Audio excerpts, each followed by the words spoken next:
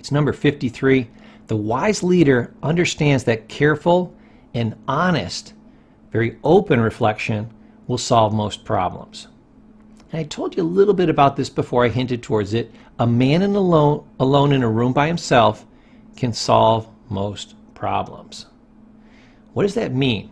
It means if you take quiet moments of reflection, the answer will bubble to the top. You simply need to hold something in your mind. Now, what I didn't describe is why that actually works.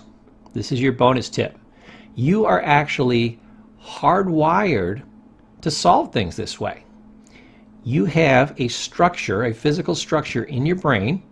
It's called your reticular activator. You can Google it if you want. And what it is it's a small shrimp-shaped object, and it's embedded up in between the folds in your brain on the bottom, pushed up in between the folds. Your brain is in two sections. And what it does is it's your deletion key. So it decides what you pay attention to, and conversely, what you delete, what you don't pay attention to. That way you can focus. So the things that you hold in your mind as being important, you say, hey, I want to solve this problem. I want to solve this problem. I want to solve this problem. Just hold the problem in your mind.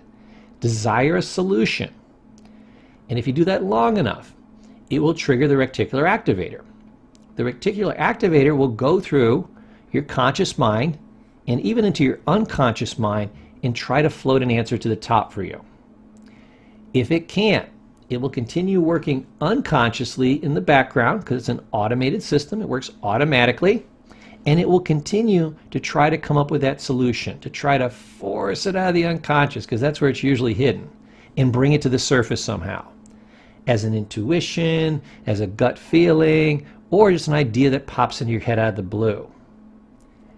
The other way that it works too is the reticular activator. Remember, it determines what you're going to focus on. So it will scan the environment and try to find things in the environment as you're going through day by day that could be related to your problem and provide you with a solution. I'll prove to you that your brain does this all the time. Say you go out and you buy a new red Mazda sports car. All of a sudden, as you're driving along, you're going to be amazed at A, how many sports cars are out there, how many of them are Mazdas, and how many of them are red. Why are you suddenly noticing all these red sports cars in great abundance? Because you're so excited about your car, the emotion, the passion really ingrained it, you were focused on it. That triggered your reticular activator. So now it scans the environment, and wherever it sees something that you're focusing on, these red sports cars, it immediately draws your attention to it. All of a sudden you think there's 10 times as many red sports cars as you ever thought before. Or say you're going to open up your own business, or within your job you need to get financing. So in either situation you're looking for financing. All of a sudden you're going to notice how many TV commercials there are for financing, how many magazine ads, how many radio ads, billboards you drive by, how many conversations that you're in on or overhear that have to do with finance that are suddenly coming into your awareness. Why is it? These things were out there every single day and you went by them for years without ever noticing them.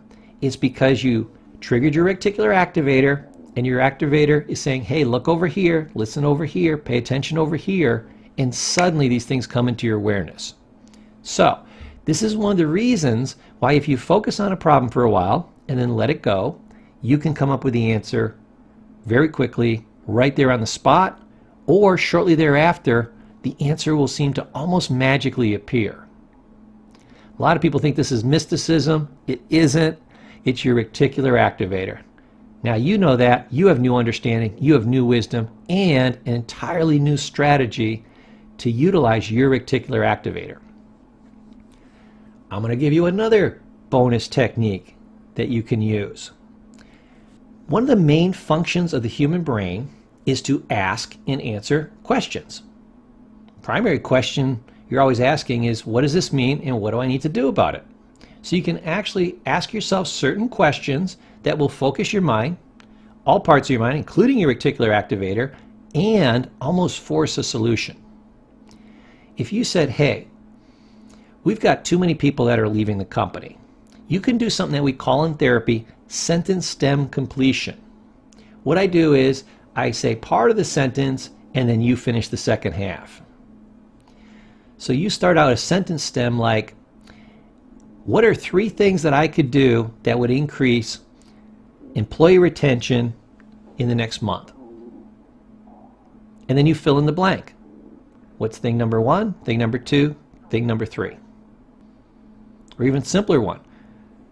I could increase employee retention by, and then finish the sentence. You can do this with anything. One thing I could do today to lower my weight is finish the sentence. One thing I could do to boost profits this month is finish the sentence. One way I could have a better relationship with my wife or husband is finish the sentence. You can use this in any area of your life. By asking questions and then assuming there's an answer, your brain will scan through everything it has ever known, ever seen, and try to come up with those sentence stem completions. As long as you do it, as long as you believe in it, as long as you know an answer will come. Sometimes even an answer won't come, but you give it a little while. That reticular activator will work, and you will see something or hear something. Something will get drawn to your attention that will answer it later. But normally, most people, even though they say, oh, I can't think of any way that I can increase employee retention, or you just keep coming up with the same five solutions over and over again. By using this sentence stem completion, it will trigger your brain in a different way than you normally do, and therefore you'll get more answers. You're actually releasing information by using this system because it's a brand new way of looking at things. When you look at things different, you see them different, and you come up with different solutions. Your brain works like that. Believe me, it's a science. This one is very important.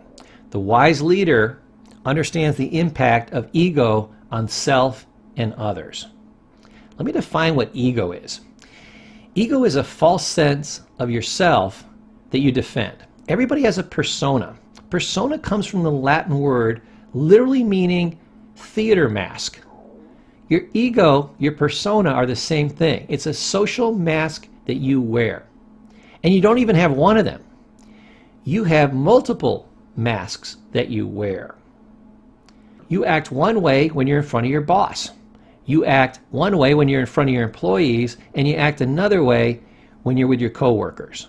And you act another way when you're with your wife or your husband, and another way when you're with your child, another way when you're with your parents, and another way when you're with your friends. You're even different when you're alone in a room by yourself. We have multiple masks. It's okay. Everybody has this. It doesn't mean you're being fake or phony.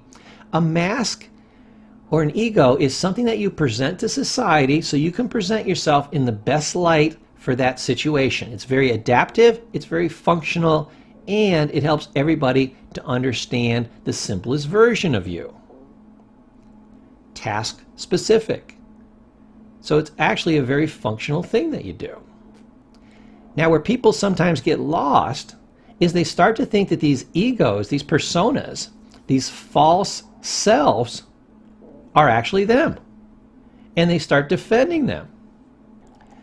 Like when I say, oh, you're wrong in this area. Well, you've got a persona that doesn't like to be wrong. It's very egotistical. Hear the word egotistical from the root word ego, or false self. That ego is deeply offended by you saying I'm wrong. If there was no persona, there was no ego there, you would say, I might be wrong. Go ahead and tell me more. I want to make sure I'm right. Obviously, I don't want to do things wrong over and over again. Tell me more. Because the ego and their persona got over the way, you can hear the information. If that ego or persona is in the way, you will never hear that information. No matter how logical it is, no matter how true it is. Why? Again, we believe in our false self. We think if you're attacking this false self, you're attacking me, and it's literally a fight to the death. For who I am to survive, I have to defend this. So that fact, that argument, whatever you're coming up with, will never equal what I consider my own survival. Your survival mechanism is the strongest mechanism you have. It's your strongest instinct. You will do anything to survive. It is almost impossible to get a human being to overcome their survival instinct. It's the strongest instinct you have. If you can understand how your ego gets in your way, you can understand how it gets in other people's ways. If you can understand how you can see where your ego is getting in your way, now you have insight. And you'll also have insight into how you can show other people that their ego is getting in the way. As you learn how to get past your ego and take in the information, take in the new idea, the new belief, the new way, you will learn systems for how to get other people to see the new idea, get past the ego, do it the new way. Again, this is why I'm saying we're really at a new phase here. You need to understand these things. And understanding yourself first leads to understanding others. That's why that's one of the first tips in this advanced section that I shared with you, because everything flows from that. Always experiment on yourself. Understand how to get past this yourself. Then you'll understand how to help others get past it.